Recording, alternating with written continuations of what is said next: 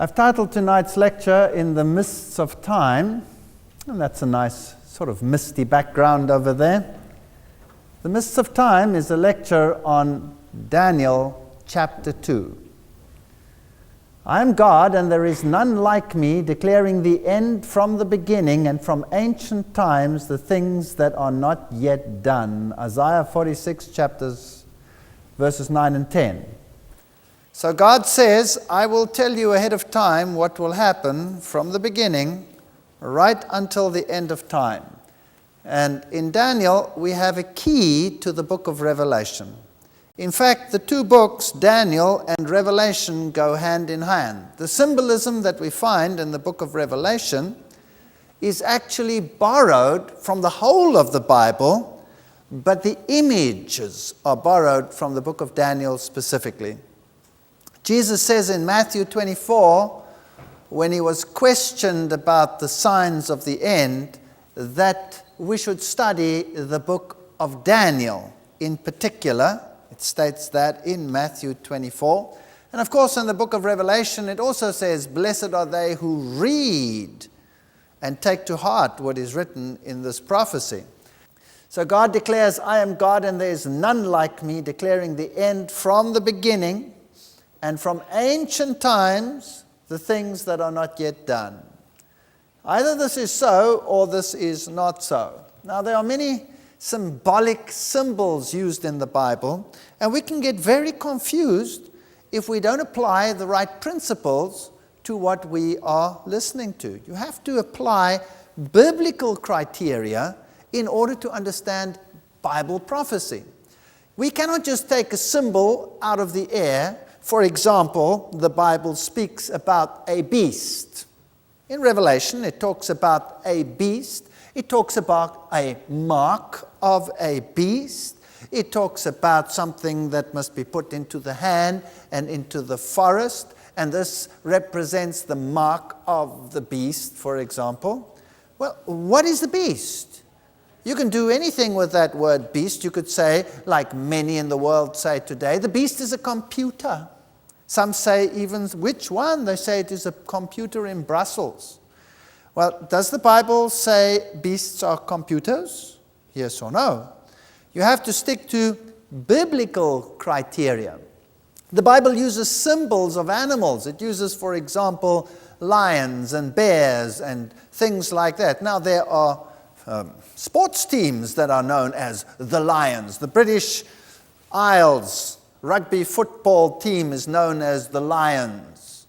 So am I to read into the Bible that the British rugby football team is going to play an important part at the end of time just because it says the Lions? Or the Bears, that's another sporting team. Is that going to be a criterion? Of course not. We have to use biblical criteria in order to deal with biblical things. So I've put together a little dictionary here of prophetic terms where they are defined in the Bible, and we have to use the Bible definitions. For example, white linen is righteousness, Revelation 19 verse 8. The white linen you saw represents the righteousness of the saints. A trumpet or a wind are symbols of war in the Bible, Revelation 49:36. That is now in a prophetic sense. Prostitution, I wonder how many sermons have been preached about licentious women and prostitution and all of these things. When in actual fact, God uses the word prostitute in a prophetic sense to refer to idolatry, being unfaithful to God. And there are just numerous texts that are listed here which show that idolatry is prostitution. God even had a cryptic lesson for Israel. He even had a prophet of his marry a prostitute to give an object lesson of the unfaithfulness of the people of Israel towards their God. Water or sea in the Bible represents nations when it's in a prophetic sense. The waters you saw are peoples and nations and multitudes and kings. Revelation 17 verse 5. A woman in the Bible is a church. Ephesians 5:22-24, 2 Corinthians, Jeremiah, Isaiah, Hosea, John, all of them refer to the symbolism of a woman representing the church. Christ is the bridegroom, the church is his bride. Zion is a symbol of God's people, Isaiah 51:16, and a beast in the Bible, in a prophetic sense, is a kingdom. Daniel chapter 7 verse 17 says, "And the beasts which you saw are kingdoms or kings." And a king stands for a kingdom. So it's not a football team, and it's not a computer, it's a kingdom. That's it. So if someone has a mark of the beast, then it is a mark of a kingdom. That's what it means. It cannot mean anything else. We have to stay with the Bible. A horn in the Bible also represents a king or a kingdom. So out of a kingdom can arise a number of horns. That means the kingdom will disintegrate and many kingdoms will arise out of that kingdom.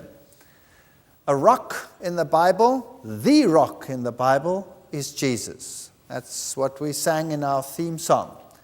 Now there's a war between good and evil on this planet. And if someone doesn't want to believe that, switch on your television and have a look. And you will see that there's a war between good and evil.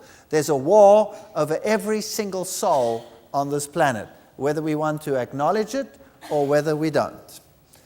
Now, a very interesting little key story in the Bible is Daniel chapter 2, where King Nabukadnezar has a dream. And in this dream, he dreams of certain events which shall unfold, but he forgets the dream, and then he is very confused, and the prophet eventually unfolds the dream for him. And in this dream, we can pick up some very interesting road signs of history and time. Now, Nebuchadnezzar, also known as Nabukadnezar, was the founder of the great Babylon. The original founder of Babylon was, of course, Nimrod, and then it had a period of greatness under Hammurabi, and then Nebuchadnezzar built it up to the glory of the Chaldeans, the greatest city that ever existed on the face of the planet. So Nebuchadnezzar was very, very proud of his achievements. Jerusalem was destroyed by Nebuchadnezzar in 586 BC. And during this time, captives were taken to Babylon. And amongst them were, of course, the Hebrew faithful, such as Daniel and his friends. And here we see a relief of the captives actually being taken to Babylon as slaves. Many of them, when they were caught, they were made eunuchs to serve the king, but, well, to be eunuchs for the rest of their lives, never to have the honor or the pleasure of having children. So there were terrible times in those days. These young men, according to the biblical story, were then enrolled in the institutes of higher learning. They went to the university and they studied the language and they studied the wisdom of the Chaldeans. Bab-ilu is the site of Nebuchadnezzar's summer palace. Here it is, for example. And the word Babel has a very interesting connotation. Bab-el. Bab is a gate, a portal, and El is God. So the word Bab-el, Babel, means a portal to God. Now the Bible says there is someone else who calls himself the door, and that is Jesus Christ. He says, I am the door. So Jesus is actually saying, I am the Bab, the gate, through which one must enter into the kingdom of heaven. Jesus says, I am the door, and nobody comes to the Father except through me. So that is the door, the entryway into heaven. Bab-el represents another entryway, another door whereby you try to climb into heaven by another way, another door. A Bab Ilu is then also a portal. The king was divine in the old days, although the Babylonian and Assyrian kings did not go that far. They were high priests generally. So in Daniel chapter 2 we read, now in the second year of Nabukadnezar's reign, Nabukadnezar had dreams. Now here we have a problem. Immediately we have a problem. And the higher critics have such fun with verses such as these, you see. A little bit of knowledge is a dangerous thing. So the higher critics complained about this text because it says in the second year of Nebuchadnezzar's reign, but then a little bit further on it says in the third year of Daniel's captivity. And Daniel had completed 3 years of study when this took place, and Nebuchadnezzar and these captives started off at the same time. So they were saying, well, how's this possible? Nebuchadnezzar's in his second year and the others are in their third year. The Bible is pathetic. Makes simple mistakes like that. But then, of course, they didn't realize that the two systems, the Hebrew system of counting was totally different to the Babylonian system.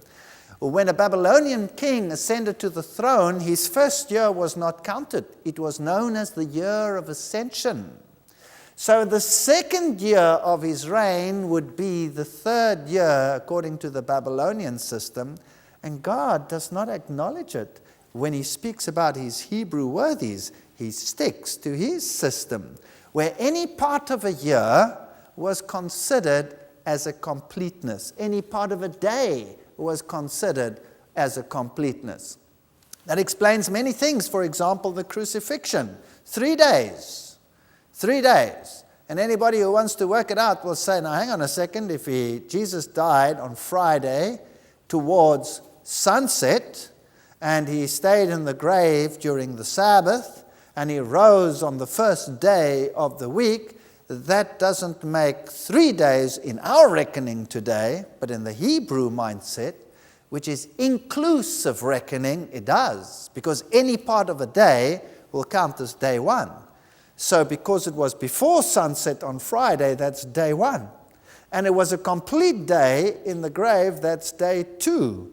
And any portion of the day on the third day is day 3. So that is, in the biblical record, 3 days, 3 evening mornings, 3 days, nights. So no anomaly here, just reckoning according to the right systems. And his spirit was so troubled that his sleep left him. So the king summoned the magicians, the enchanters, the sorcerers, and the astrologers to tell him what he had dreamed. And when they came in and stood before the king, he said to them, now, you know, in our modern times, we believe, how primitive. Here the man has a dream, and he summons the enchanters and the sorcerers and the astrologers to tell him what he had dreamed. Now, that's what kings in ancient days did. They were surrounded by these wise, insider, knowledgeable ones. And each one of these categories had a certain function. The enchanter would throw the charms and find out. The sorcerer would be a deep occultist who would use occult communications to find out. The astrologers would look at the stars to tell him what he had to do. Is it such an ancient custom, or is it alive and well and living today in our century? Yes or no? Do presidents of the United States make use of this system? Yes or no? Ronald Reagan didn't do a move without consulting all of these categories. And Nelson Mandela in Southern Africa will not make a move without having his sangomas come and throw the bones, and the astrologers tell him what to do. And the kings of Europe are no different. They are occultists in that sense. You can just study what the kingdoms do and what the kings and queens of England do, for example, and how they communicate with the spirit world in order to find out what they should do. Does not Prince Charles consult Mountbatten, who is already dead, when he has something important to do?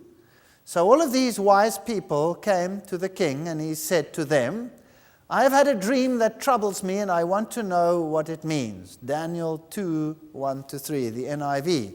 The King James actually says, this thing has gone from me, which means I cannot remember it. I cannot remember it, but I know it was vitally important. So please, if you really are what you say, then you must tell me what this means. The king answered and said to the Chaldean, this thing is gone from me. If you will not make known unto me the dream with the interpretation thereof, you shall be cut in pieces, and your houses shall be made a dunghill. Ancient kings had much power. When a king spoke, that was it. You remember the book of Esther? If the king did not hold out his staff to whoever came in, that person was dead. He was dead. He was killed on the spot. He was taken out and executed if the king didn't give him the right to enter and to speak. Verse 10 says, the Chaldeans. Now, who are the Chaldeans? The Chaldeans are the learned ones. Those are the highly educated ones, the astronomers, the brilliant ones. And we have Chaldeans today.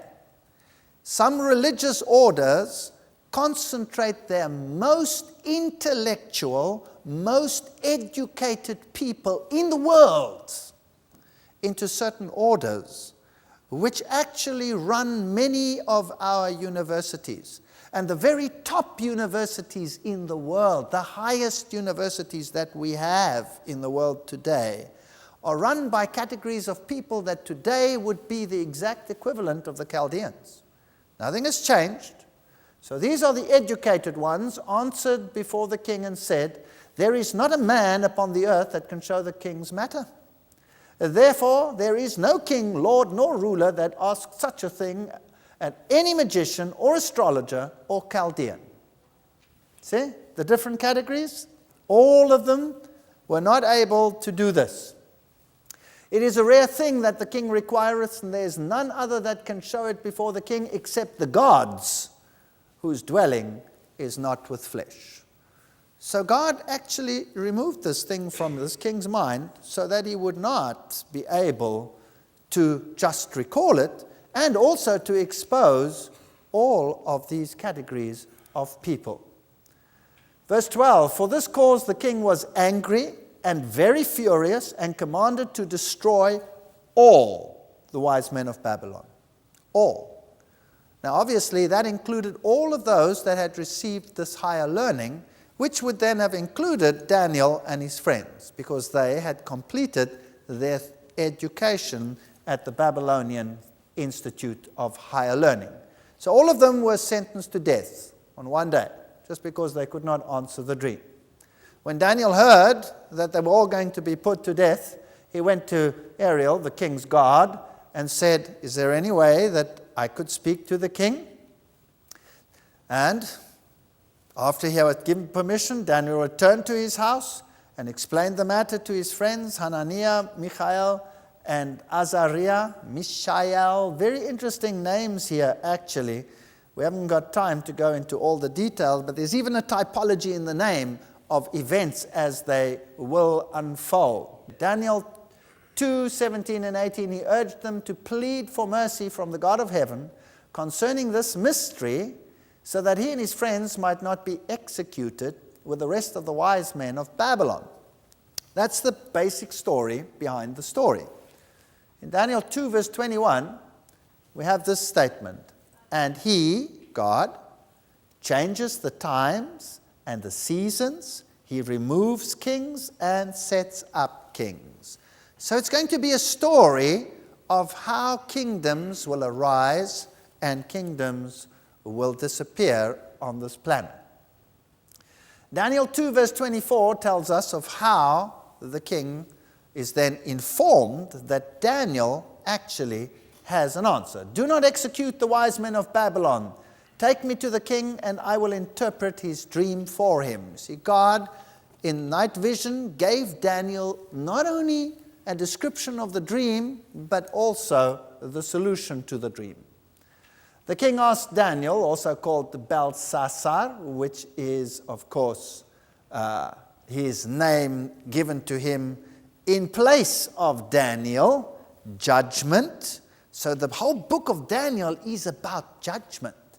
It's about the final judgment of this planet and the judgment of the various kingdoms as we go along. Belshazzar, Bel was the god of the Chaldeans. Are you able to tell me what I saw in my dream and interpret it? Daniel 2:26. Did Daniel say, yes, I can, yes, I can? No, he didn't.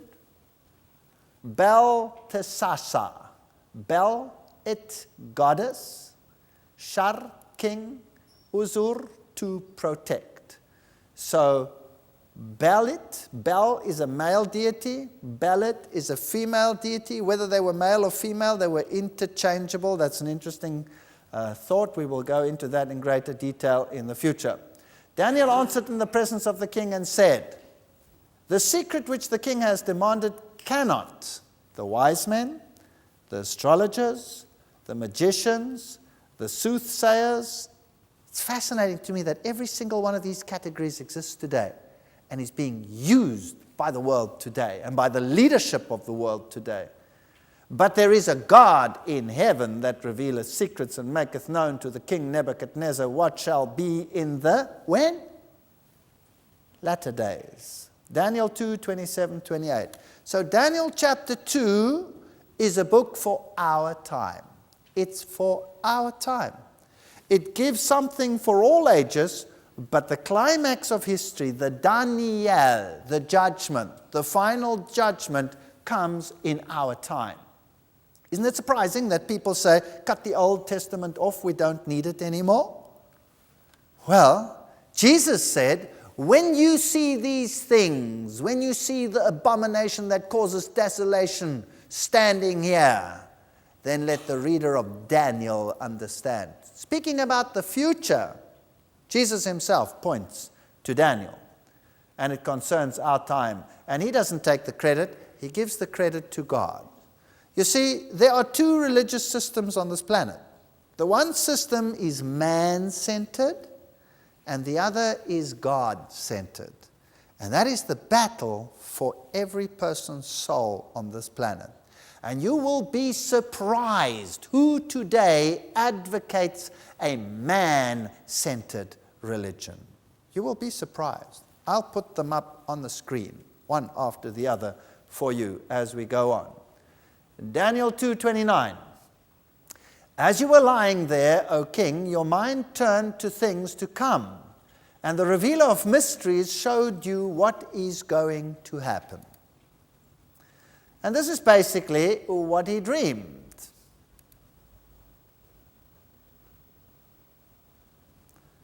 He saw a statue with a head of gold, silver arms and chest, bronze. And this head of gold was very magnificent. 2 arms, hips of bronze, legs of iron, 2 legs, and then feet of iron and clay.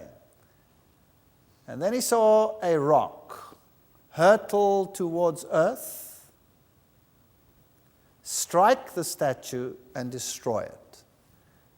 And it struck at the feet. Nowhere else. It struck at the feet. Well, what does this dream mean? Well, the Bible is so kind as to tell us exactly what it means, so we don't even have to guess. You looked, O king, and there before you stood a large statue, an enormous, dazzling statue, awesome in appearance. That's what he dreamt. And you saw this rock come. Daniel 2, verses 32-33. The head of the statue was made of pure gold, its chest and arms of silver, its belly and thighs of bronze, its legs of iron, its feet partly of iron and partly of baked clay. So, It was a look into the future, and it also concerned the last days. While you were watching, a rock was cut out, notice carefully, but not by human hands. So this intervention is not a human intervention, but what kind of an intervention? It's a divine intervention. It struck the statue on its feet. Please be very careful. It does not strike the statue on the hips. Are you with me? It does not strike the statue on the hips. Now, why would I emphasize that? Is that important? Yes, it happens to be important, because whole religious systems in the world out there have the statue strike the hips. When the statue is not struck at the hips, the rock strikes the feet. The rock does not strike the hips. So already, just with this simple analogy, half of the religious world out there, Christian religious world, has something wrong. Seriously wrong. All right, that's what the Bible says. Check it out for yourself. It struck the statue on its feet of iron and clay and smashed them. Daniel 2:34. So who is this rock? Obviously, if it's not a human intervention, it's a divine intervention. So if you are expecting some aid from some superpower, whichever that superpower may be, I have news for you. The final intervention is a divine intervention. It is the second coming of Christ. Then, notice the iron, the clay, the bronze, the silver, the gold were broken to pieces. Now, hang on a second. If this statue is sequential, why, when you strike the feet, is the iron, that's the legs, the clay, that's the feet and the iron, the bronze, that's the hips, the silver, that's the chest, and the gold broken to pieces at the same time, and became like chaff on a threshing floor in the summer? Why is the whole lot destroyed when it strikes the feet? You see, if these kingdoms occur one after the other, then does this make any sense? Yes, it does. But only if the philosophy of the head advanced and built out in the philosophy of the chest, increased greatly in the philosophy of the hips, and incorporated into the philosophy of the iron, and disseminated to the world in the philosophy of the iron and clay. When that philosophy is finally destroyed, all of history's contribution to the kingdom of the other party, the enemy of God, come to an end. Everything. Do we today teach Babylonian philosophy? Yes, we do. Yes, we do. I have a lecture called The Wine of Babylon. You will be stunned how much Babylonian philosophy we teach. Do we teach Medo-Persian philosophy? Absolutely we do. Is the religion of Mithraism alive and well and living in the world today? Yes, the greatest religious power in the world, the most powerful religious power in the world, teaches Mithraism. Very interesting. That's Medo-Persian. Do we have Greek philosophy in the world today? Absolutely. Where does the theory of evolution come from? It started with Aristotle. Where does our modern thinking on just about every science in the world come from? It's Greek philosophy. What about the iron? Do we have anything to do with Roman teachings? Absolutely. Our entire judicial system is based on Roman thinking, which has incorporated all those others. And the feet of iron and clay, they are just the heirs of a system gone before. The wind swept them away without leaving a trace. This is very important. Wind is a symbol of war. This final war will totally destroy the kingdoms of earth. But the rock that struck the statue became a huge mountain. Mountain is a symbol in the Bible of a kingdom. and filled how much of the earth? The whole earth. There won't be different nations anymore like we have today. So if you have your hopes on any one of them, forget it. This prophecy says no. Daniel 2:35. Isaiah 65:17, for behold, I create a new heaven and a new earth, and the former shall not be remembered or come to mind. And then he interprets the dream. Thou, O king, and he was the king of Babylon, he stood for Babylon, art a king of kings. Very interesting nuance here in the Bible. Lowercase k, lowercase k. Wow.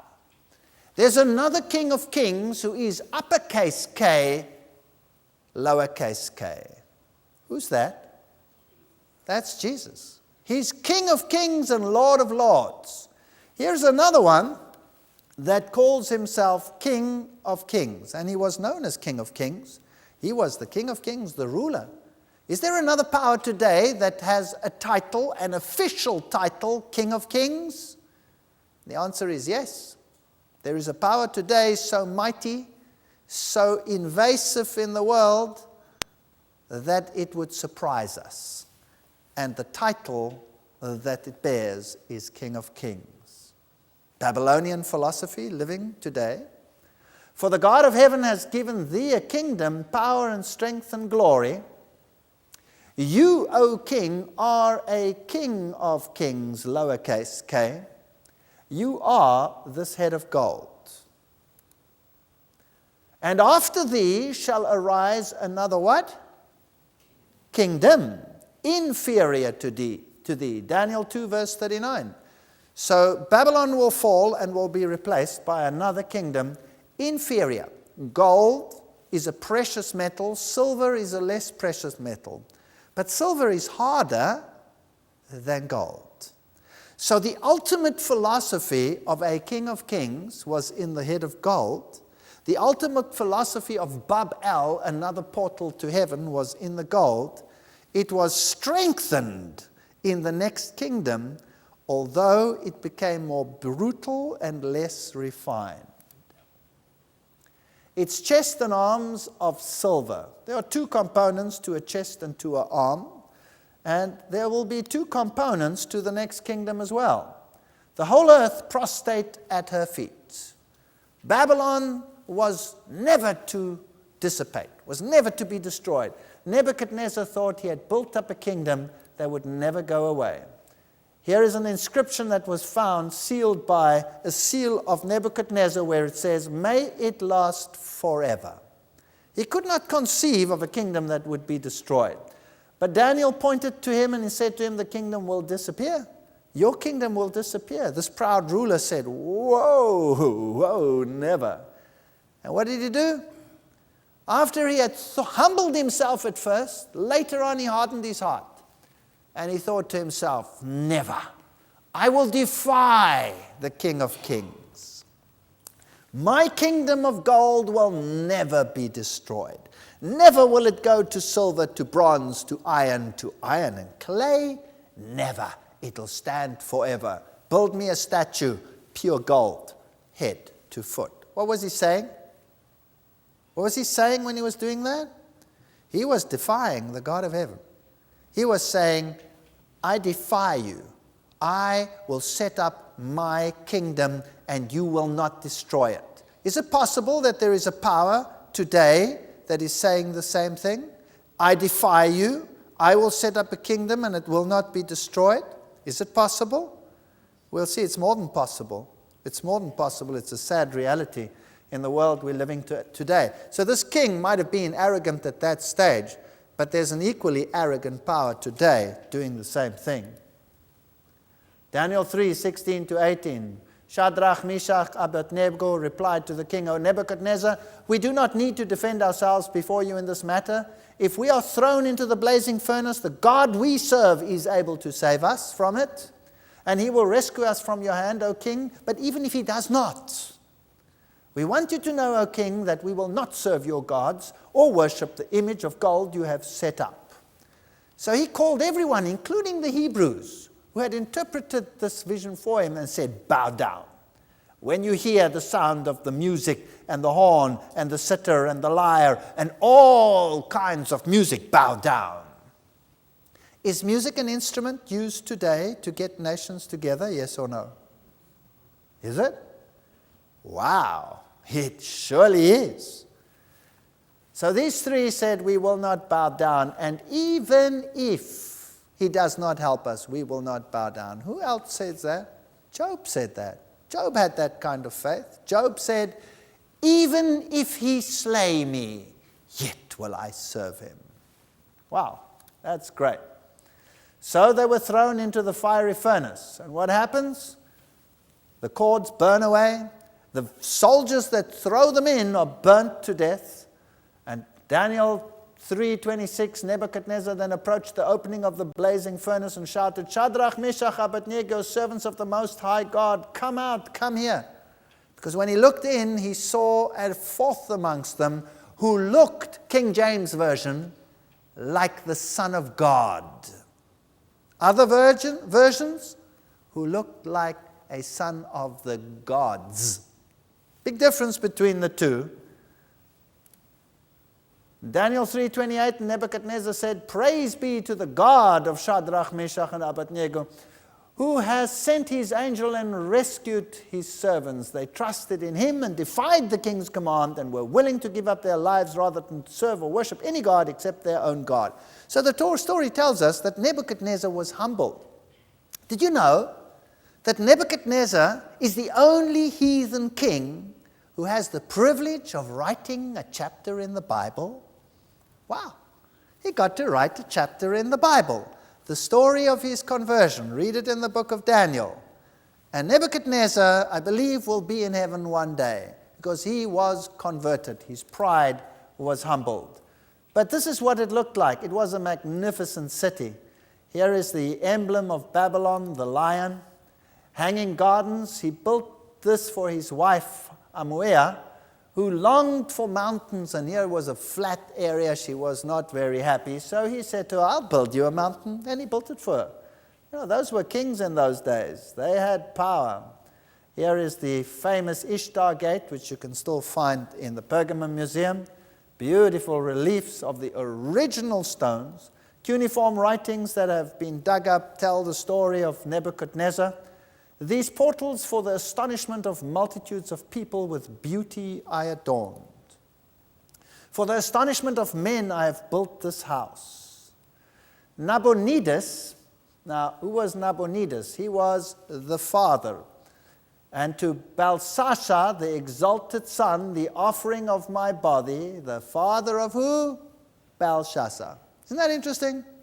You see, the higher critics here had some fun again. The Bible talks about the final king of Babylon being Belshazzar, and the critics said, no, he wasn't king, Nabonidus was king. But what they didn't realize, not having the cuneiform writings to decipher at that stage, was that Nabonidus had withdrawn himself into religious service. He was a highly religious man, and he served in the Babylonian priesthood, and he gave the rulership to his son. So this was an inscription that was found. And to Belshazzar, the exalted son, the offering of my body, do thou place the adoration of the great deity in his heart. May he not give way to sin, may be satisfied with life's abundance, and may reverence for the great divinity dwell in his heart of Belshazzar, my firstborn favorite son. God Speaks to Modern Man, page 154. Bible vindicated. In 1882, an inscription was found confirming that Nabonidus had left the kingship to his son. In 1916, an inscription was found in which there was a joint oath of Belshazzar and Nabonidus. There again, the higher critics blew it. The Bible was proved right. 1924, they found the famous inscription, I conferred kingship to my son Belshazzar. Bite the dust, higher critics. Bible wins, round one for them. Nothing for the enemies of that. And then the writing appeared upon the wall, and we hear the story of the old prophet Daniel being called in to interpret the writing on the wall. Mene, God has numbered your kingdom, Belshazzar, and finished it. Tekel, you have been weighed in the balances and found wanting. and Peres. Your kingdom has been divided and given to the Medes and the Persians. Very interesting. 2 arms, Medes and Persians. And the prophet interprets a writing written by a finger against the wall. Do you know that in the Bible there are only 4 times when God writes with his finger?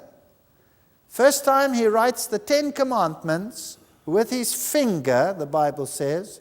He wrote them on 2 tablets of stone. Then Moses smashed them when he came down and found the Israelites in idolatry. And then he hewed new stones. And again, God wrote with his finger what he had written on the first ones. And then here in Babylon, at the fall of Babylon, God wrote with his finger. So God wanted to make very sure that everybody realized that he will bring Babylon to an end. He wrote it with his finger. And at the end, the Bible says there is another kind of Babylon in the book of Revelation, which will come to an end, just as surely. And what's the 4th time when God wrote with his finger? Jesus wrote with his finger in the sand. Interesting. That's the only record we have of Jesus writing something with his finger. Unwilling Babylon. Jeremiah 51:9, we would have healed Babylon, but she cannot be healed. Revelation 2:21, I have given her time to repent of her immorality, but she is unwilling. There is ancient Babylon, there's modern Babylon. Who is this modern Babylon? Bible names Cyrus 150 years before his birth. The prophet Isaiah in chapter 45 says, thus says the Lord to his anointed, to Cyrus, whose right hand I have holden to subdue nations before him, and I will loose the loins of kings to open before him the 2-leaved gates, and the gates shall not be shut. The Bible predicts this King Cyrus would come, and he would set free. The Bible calls him the Anointed One. Do you know that the Bible uses this terminology for Cyrus, and it uses it for Jesus? So this heathen king here, who brings to an end Babylon, is used as a typology of the great king who will come and bring an end to final Babylon. Very interesting analogy. Very interesting. Cyrus Cylinder with the whole story in cuneiform writing of how it happened. I am Cyrus, king of the world, the great and just king, king of Babylon, king of Sumer and Akkad, king of the 4 corners of the world, son of Cambyses, when I stepped into Babylon as a friend and ascended the throne amidst cheers of joy and pageantry in the governor's palace, my countless soldiers roamed Babylon in peace and sincerity. I forbade harassment and terror. All over Sumer and Akkad, I strove for peace in Babylon and in all other cities. I abolished forced labor in respect with citizens of Babylon, which was against their social status. I helped restore destroyed houses. I accommodated them again with a peaceful place. Ducks and doves, I tried to preserve their habitats. See, God is going to restore all things as well. The army marched in under the gates of Babylon. They had been left open. The river was diverted because God changes times and seasons and removes kings and sets up kings. And it's he who gives wisdom unto the wise and knowledge to them that know not understanding.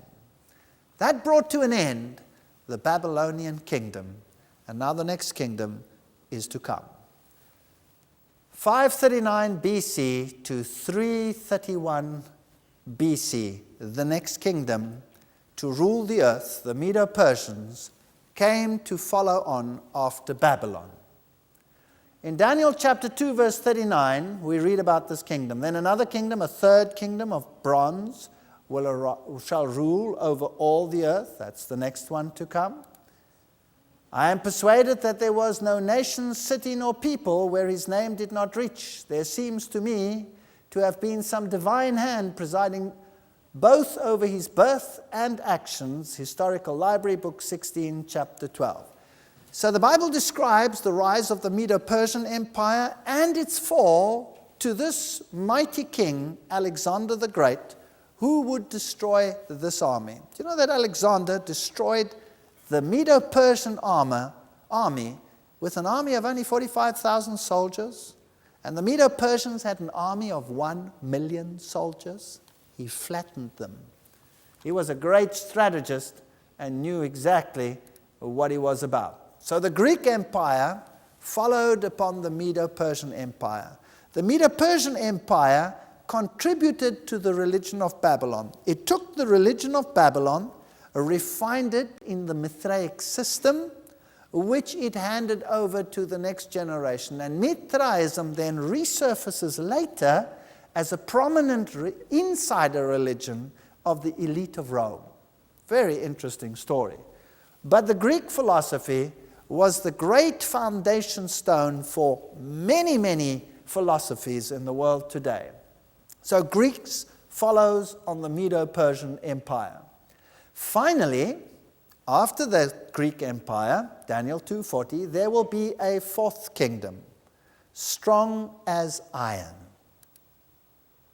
Now, if we look at the soldiers as they were in the ancient days, Greece and Rome are a very interesting comparison.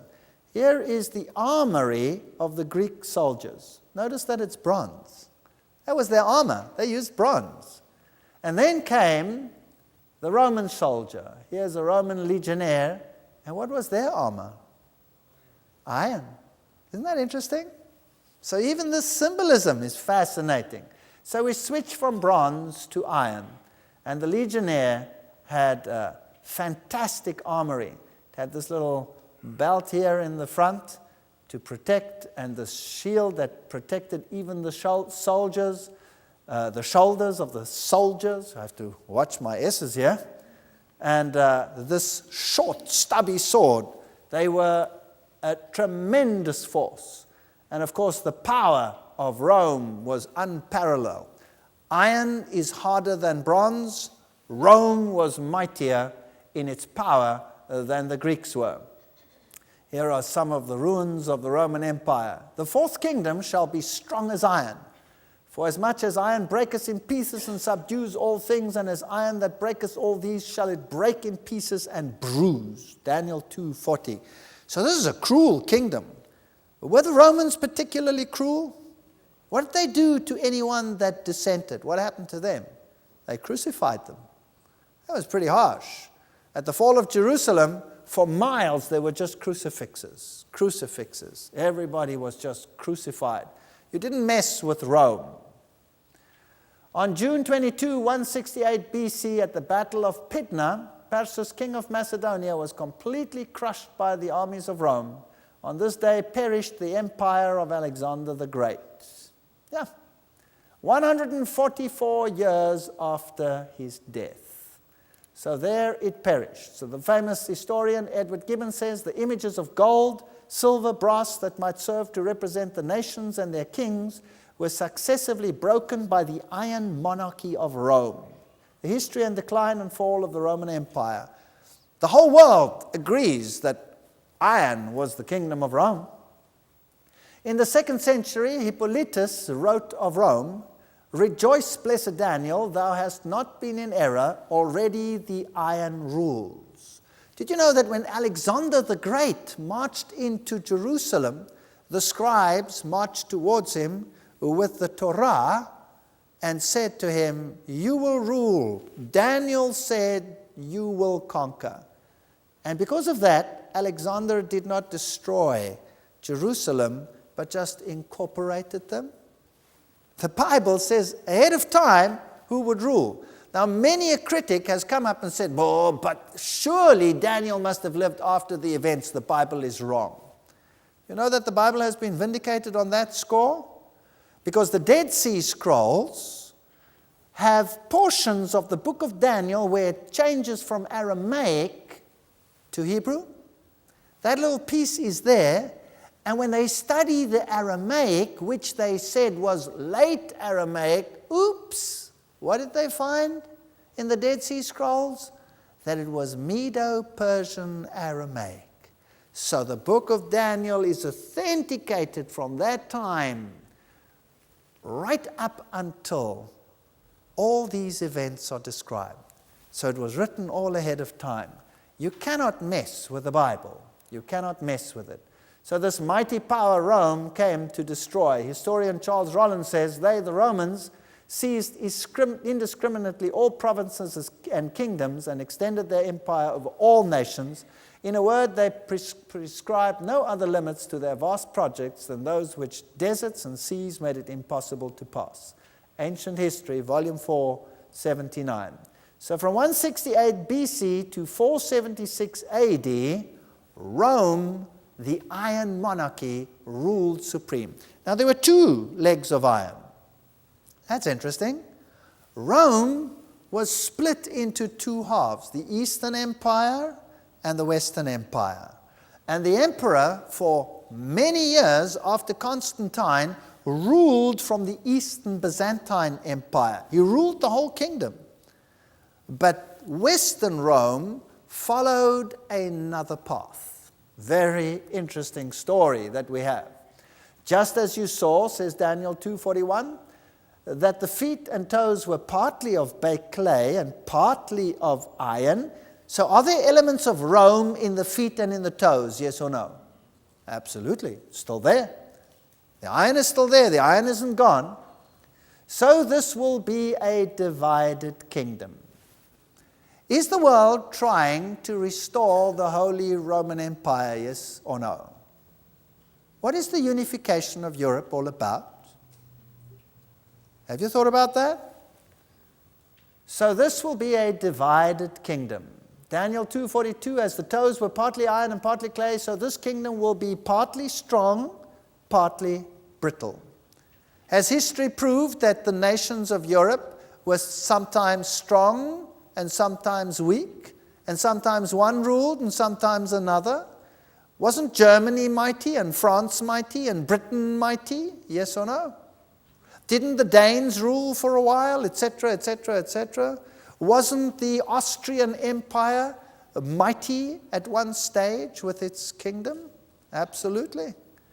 So, history has proved that, right? Jeremiah 18:6, like clay in the hand of the potter, so are you in my hand, O house of Israel.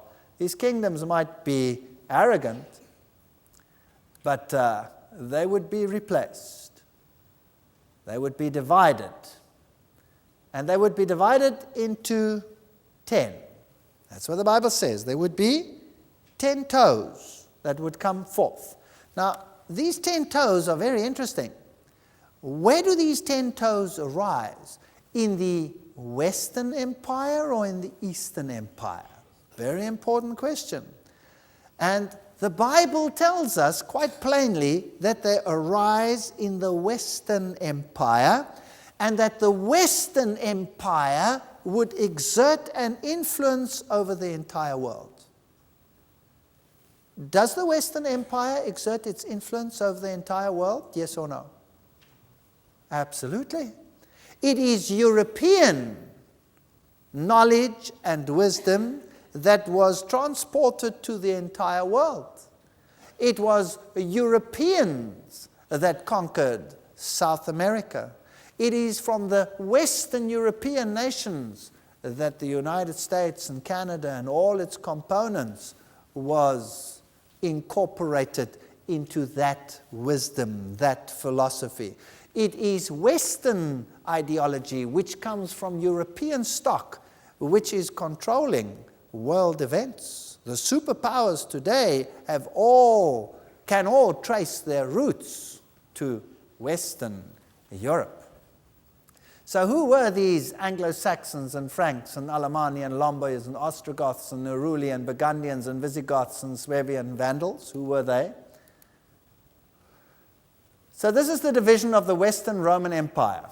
And notice that there is a very interesting nation over here which is known as the Ostrogoths. And then there is another nation over here which is known as the Visigoths. They were the Burgundians and they were the Franks and the Anglo-Saxons.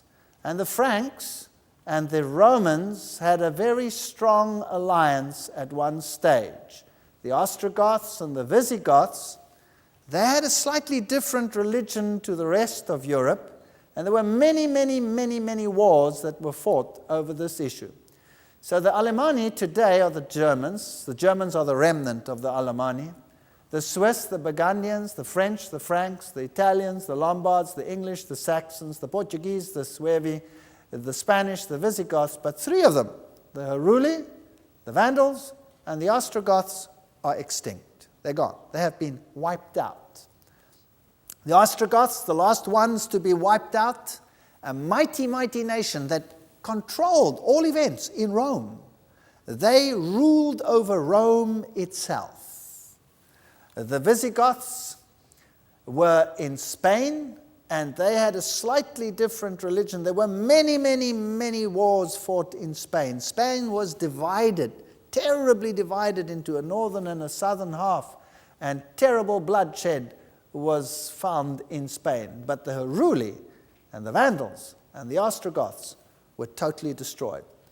History tries to tell us that these three were destroyed because they had an Arian philosophy, which means they propagated the idea that Christ did not have divinity and that they were therefore destroyed. But we only have information from one source. All their writings, everything that they wrote has been destroyed. All their libraries have been destroyed. So we don't really know what they believe. In actual fact, the Ostrogoths probably received their religion from Palestine and had a very pure form of Christianity based on the Bible. And that is why they were destroyed. But I haven't got time to go into that. That would be a whole lecture, a few lectures all by itself. So let's concentrate on this prophecy. And whereas thou sawest iron mixed with miry clay, they shall mingle themselves with the seed of men. So originally, when Rome fell, it was divided into 10. 3 of them were eventually destroyed. Today we have the remnants. And they would mix themselves with the seed of men. They would try to reunite it by intermarriage. But they shall not cleave one to another, even as iron is not mixed with clay. Daniel 2, verse 43. So we had the great kings of Europe trying to unite Europe through marriage. And so we have Queen Diana and King Frederick trying their utmost to bring the nations together. Here's Frederiksborg Castle in Denmark, from where the famous kings and queens ruled. Daniel 2:43, whereas thou sawest iron mixed with miry clay, they shall mingle themselves with the seeds of men. They shall not cleave one to another, even as iron is not mixed with clay. There you have the famous Queen Victoria and King Christian. Did you know that Queen Victoria was totally un-English? Did you know that she was German? Did you know that she even spoke German on her deathbed? When she was dying, her mother tongue came back. She was a German queen. And King Christian of Denmark and her offspring mingled with the seeds of men. All the nations united. They were all together. So different kings tried to reunite the kingdoms. Here you have the Pope crowning Charles the Great, Charlemagne, king of the Holy Roman Empire, because supposedly he had managed to reunite Europe. And as that crown went onto his head, the kingdom fell apart and divided. So for a brief moment, they'd come together again, and then they fell apart.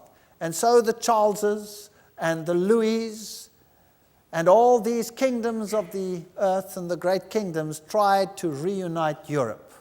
And then came this Frenchman, Napoleon Bonaparte. His brother was the Grand Master of Freemasonry in Spain. Very interesting. He was the Grand Master. And all of these had insider connections. And he wanted to reunite Europe. And at the Battle of Waterloo, well, he met his Waterloo. Very interesting history. We'll be talking about this in some more detail, because everything we hear is not necessarily what is truth. Here Napoleon is taken into exile. Napoleon said, I wanted to found a European system, a European code of laws, a European court of appeals. There would have been but one people throughout Europe. Europe would soon have become one nation. The Watchman, 1941. He tried to reunite it. 30 years after Waterloo, Dr. Thomas Arnold said, the deliverance of Europe from the dominion of Napoleon was effected neither by Russia, nor by Germany, nor by England, but by the hand of God. What was the principal adversary of this tremendous power? By whom was it checked and resisted and put down? By none and by nothing but the direct and manifest interposition of God. Lectures on Modern History, Lecture 3. It's very interesting.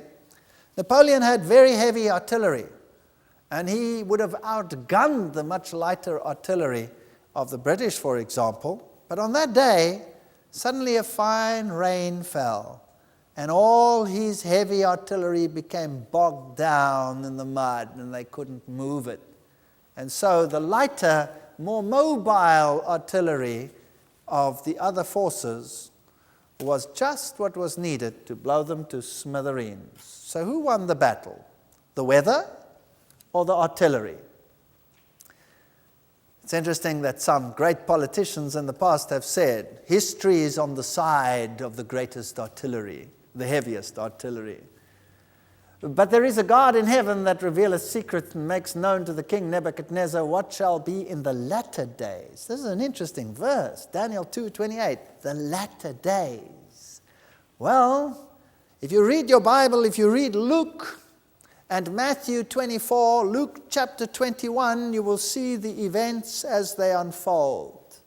How one kingdom after the other will make war, and the very final events will be nation against nation, kingdom against kingdom, wars, famines, all kinds of things, hearts failing for fear. That's what the Bible says. And the next event will be, says the Matthew 24 and Luke 21, the coming of Christ in glory, the stone that will bring an end to all the earthly kingdoms. Well, this was Kaiser Wilhelm. He tried to bring an end to the division, and here's a very interesting true story. At a cathedral in France, in Metz, there's a statue outside the cathedral, the statue over here, of the prophet Daniel with his finger pointing to his scroll. Very interesting prophet here. And Kaiser Wilhelm, he was very concerned about this statue. And then one day, the cathedral needed repair. The roof had become,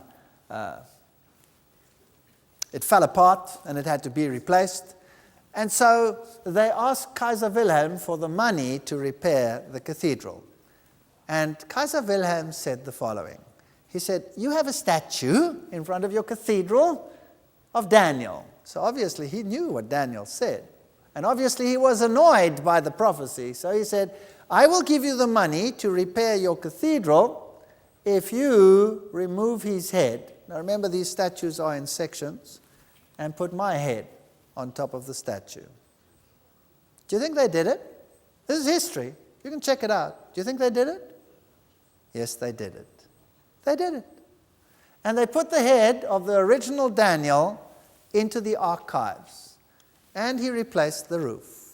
And so for a while, Kaiser Wilhelm's head was on the statue. What was he trying to say? He was like Nabukadnezar of old. He was saying, I don't care what your prophet said. I will do it. Isn't that what he was saying? I don't care what your prophet said. I will do it. A fascinating history. Well, here he is, dead, but this is not him. This is his dog, Centaur. Begleitete seine Majestät den Kaiser im Weltkriege 1914 bis 1918. His dog accompanied the Kaiser during the First World War, 1914 to 1918. And then eventually another would arise. Daniel 2:21, and he changes times and seasons and removes kings and setteth up kings. And if you, Kaiser Wilhelm, think that you can put your head on the statue of Daniel, saying, I will do it my way, and you, God, will not have any influence of it, you'll be dead, and it won't work. And there was the next one. Now, here's a fascinating story. Here was another man. Do you think he understood the prophecies of Daniel? Do you think he was interested? Adolf Hitler was interested in the occult world like no other before him. There were two who were highly interested in the occult world. The one was Napoleon.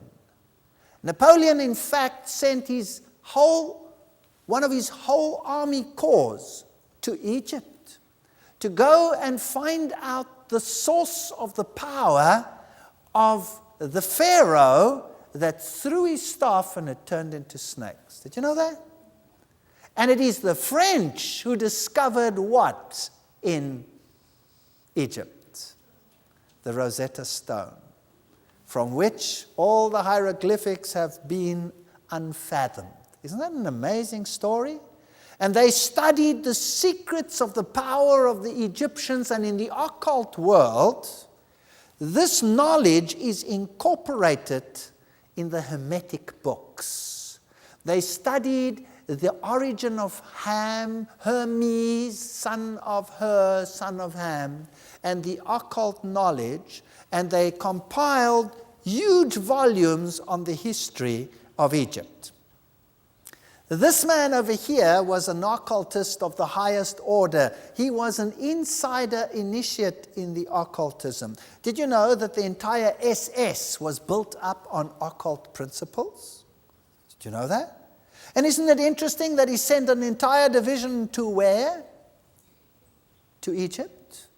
And that the German archaeologists were the one who did the great digs under the protection of Rommel. And there the insider knowledge was gathered of the occult principles which dictate many a king and ruler today. We're going to talk about some very interesting things in this series. Adolf Hitler knew about the prophecy of Daniel. How do we know? He gave an interesting instruction. He contacted the cathedral at Metz and said, remember that you have Kaiser Wilhelm's head on that statue? Take it off. Put the head of Daniel back. What was he saying? What was he saying?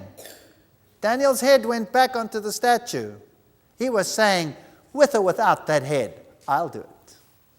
Wow. Fascinating stuff. History is more interesting than we believe. Really it is. If you make a study of the occult world and how it has influenced our great political leaders in the past, you'll be surprised. And here Adolf Hitler came, and here's the symbol that is used, the swastika, which is the symbol of sun worship. It's the symbol of Lucifer.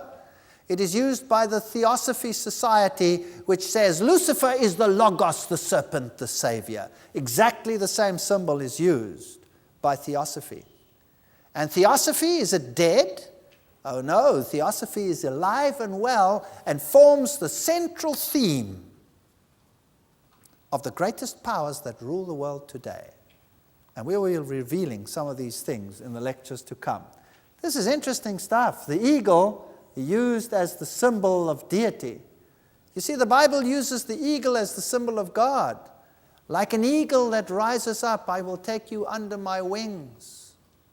That is the symbol of God. Lucifer wants to be like the Most High. He takes the symbol of the eagle, which was a symbol in Egypt of Horus. Fascinating. And there it is, the eagle with the swastika. And the swastika can be left-handed swastika or a right-handed swastika. If it is the left-handed or the right-handed, it makes no difference. It represents the God in his evil and in his light form, or in his male or in his female form. It doesn't matter which one you use. Secret societies today use the very one in the mirror image today and say, but it's something else. It's not something else. Buddhism uses that symbol. Buddhism, the foot of Buddha has swastikas under every single toe. It's just the reverse one. Makes no difference. It's just the other sex of the deity that is being honored.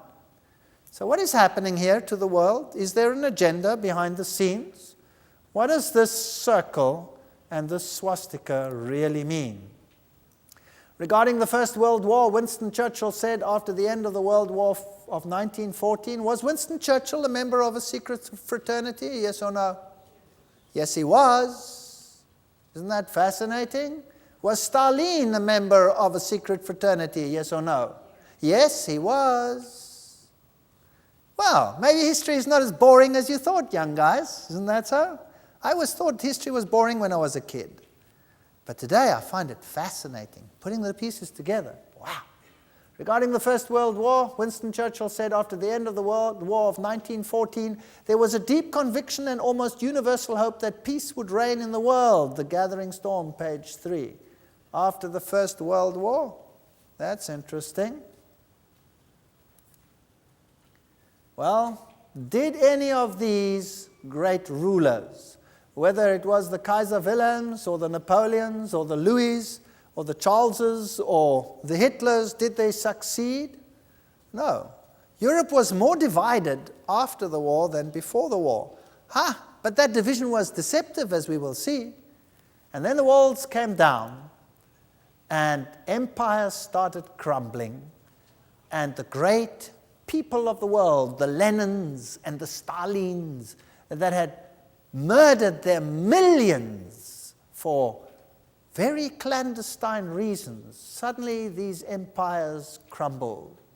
Die Mauer muss fallen, the wall must fall. All of these great leaders, from Lech Walesa to this lady over here, Thatcher, to Khrushchev and Gorbachev and the queens, do they belong to secret orders? Do they? Who's the head of the Bilderbergers? Who's the queen of the Bilderbergers? Yes, she is. That's very interesting. Is there such a thing as a Gorbachev Foundation with its seat in New York? Yes, there is. Very interesting things. And then the founder of the KGB comes down. A symbol falls. Does it really fall? Does it really fall? Who rules in Russia today? Who is the head of Russia today? Putin. What was he? He was the head of the KGB. You see, isn't that interesting? So they take down a symbol and the people think the oppression is gone, when the oppression is not gone at all. It's just taken another robe. It's like a chameleon, changes color, but the essence, it doesn't change. And the God of heaven, is he watching? Yes, the God of heaven is watching. He told us ahead of time it would happen, and he told us in great detail. Soviet Union no longer exists. 3 republics unite. Gorbachev obsolete. Bush needs recovery time. Blah, blah, blah. Reading Europe's future. Can we all get along in the hands of the people? It's more than money, monetary union, sea of troubles, a currency storms, blows, European unity, of course. Leland Stowe said, humanity has been given a suspended sentence, but its days of grace are fearfully short, while time remains, page 343. The God of heaven will set up a kingdom which shall never be destroyed. It shall break in pieces and consume all these kingdoms, and it shall stand forever. Now, I want you to think seriously tonight, all those who are here present. Is the world preaching that we are heading towards a kingdom of peace? Yes or no? Yes. But it will be a worldly kingdom. Where do they want to set up a final kingdom of peace? Up there somewhere in Jerusalem? Are they fighting about it? What does God say? He will bring to an end what? How many of the kingdoms on this earth? All of them. That's what God says. All of them. And he will set up a kingdom. Do you think he needs the armies of the world to do it for him? Everyone who falls on that stone will be broken to pieces, but he on whom it falls will be crushed. That's what the Bible says. For he will wipe every tear from their eyes. There will be no more death or mourning or crying or pain, for the old order of things has what? Passed away. Revelation 21:4. We must not be deceived into believing that the powers on this earth are going to achieve the objective that they're fighting for. They will not achieve it. It will be brought to an end. They will appear to achieve it. How do we know that? Because the Bible says, when they say, peace, peace. When will the nations on earth say that? When they appear to have obtained their objective. Isn't that right? What does the Bible say what will happen then? Sudden destruction. And who will that destruction come from? It will come from God.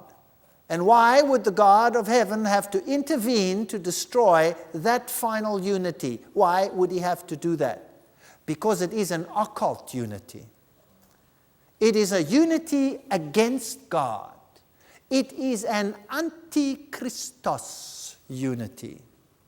Scary stuff. The world is terribly deceived today. We need to study these prophecies carefully and unfold them and unravel them and to see the finer nuances so that we cannot be deceived when a preacher stands up and says, the Antichrist lived in the past. He was a Greek king. His name was Antiochus Epiphanes IV, but he was destroyed by the rock. Hello? The rock struck the feet. Didn't strike the hips. Didn't strike a Greek king. Daniel chapter 8, Daniel chapter 9. Be careful how we interpret the prophecy. We cannot have a wrong spin on this ball. Christ will return, the rock of all ages. Verse 35, and the stone that smote the image became a great mountain, a mountain in the Bible, a kingdom, and filled the whole earth. God himself is going to set up a kingdom. The dream is certain, and the interpretation thereof is sure. Daniel 2:45. Now we've had very little detail tonight, but we've had a pretty accurate sweep through history. And would you agree that Daniel was just spot on? Yes or no? Absolutely. Daniel was spot on. Now I have sad news for you. Terribly sad news for you. Daniel is going to take the picture. Tonight's picture was like a picture you give to a child to color in. It's just the outline. And then you give the child the crayons and you say, color in the picture. Now, in our next lecture, we'll do Daniel chapter 7. And we're going to color in the picture. And then it gets scary. Because then we will see who the real power is. And some of us will be hurt. Some of us will be shocked. Some of us may say, I never want to hear any more of this. But I would encourage you to keep on coming. Because there is a fascinating solution to this. Did you know that the book of Revelation takes this final great battle between good and evil, which is a secret battle? It's a secret battle. The very first words Jesus uses when asked, what is the sign of your coming and the end of the age? The very first thing he says is, be careful lest anyone deceive you. Deception is the name of the game. Are there wolves in sheep's clothing deceiving God's people? Is the world being led down some garden path, faithfully following, thinking they are doing something good, when they are being led into the pits of hell? Is it possible? If we believe the prophets, and if we study them carefully, and even if it hurts, and believe you me, I've stood on the other side of the fence. And when I studied the prophecy, I was hurt. And my family was hurt. And there were buckets of tears. But now, I have buckets of hope. Buckets of hope.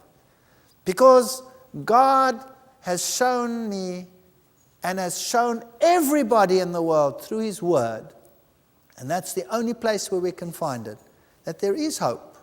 But He has also outlined the entire deception of our time, and we need to know. There's a very small crowd here tonight, a very small crowd. The whole world needs to know what the deception is. So I would like to encourage you to bring your friends and call them off the streets, go to the highways, go to the byways, invite people to the wedding feast of the Lamb. Not many rich, not many wise, not many of high repute will listen to you. But go into the highways and byways and bring them here. And let's look at the prophecies. And I make a vow to you.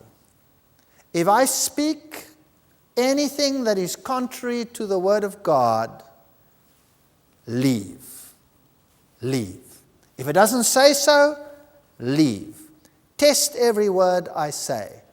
Put it into the checks and balances. Use the word of God as your filter. And if you can show me that I'm wrong, I'll change. I promise. I don't want to do anything that's not in line with God's will. That's my challenge. We will stick to the word of God, and we will see exactly what's happening in our time. It's scarier than you think. But we have hope, because the God of heaven will set up a kingdom which will never be destroyed. And we're right in front of the door. And I, for one, would like you all to be part of that kingdom. May God bless you and keep you until we come together for the coloring in episode of Daniel chapter 7.